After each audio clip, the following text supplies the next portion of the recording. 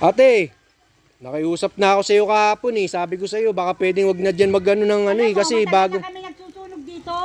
Bago lang kayo dito. Masyado kayo.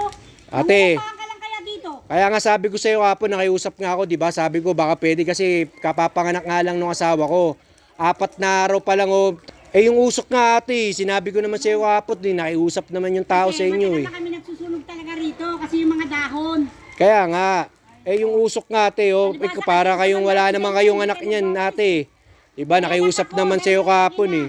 Matagal na kami nagsusunog dito. Pagka ganyan te, ano nyo rin naman yung sitwasyon dun sa kapitbahay nyo, hindi yung kayo lang. Tignan mo, may mga sampay pa dyan oh. Ay naku kuya. Tignan mo ang usok-usok niyan te oh. Lahat ka lang pinakikialaman mo. Hindi kami sana nangingialam te, yung usok nga ang inano ko, para rin naman dun sa bagong panganak. Kasi nga kuya, Oh. dahil na kami nagsusunog dito. Kaya nga, nakiusap naman sa iyo kapon, inulit nyo naman para naman kayo nananadya. Para matapos tong mga dahon. Kalat-kalat lang. Ayun no, tignan mo ang usok ko. Nakikiusap naman sa inyo kahapon. Sabi ko, te, baka pwedeng ang lakas ng usok. Buti ngayon, no? Nabutan ko na naman kayo para kayo nananadya eh. Bagong-bago pa lang kayo dito, nangungupahan kayo. Di ba tagal na kami nagsusunog dito? Porke ba nangungupahan kami, ganyan ang trato nyo sa mga kapitbahay nyo. Dapat hindi ganun kung paano makisama, te. Nakiusap. Tignan nyo, gulong pa yan, oh.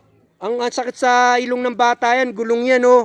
Alam mo kuya, Dapat di kayo nagaganyan ng usok. nagdadamay nga nalilinis yung bakuran nyo eh. Eh, bakura, layo-layo namin. Bakuran ba yan? Tignan mo, may gulong pa yan, oh. Ang sakit sa ilong yan. Tignan nyo naman, gulong pa yan, te, oh.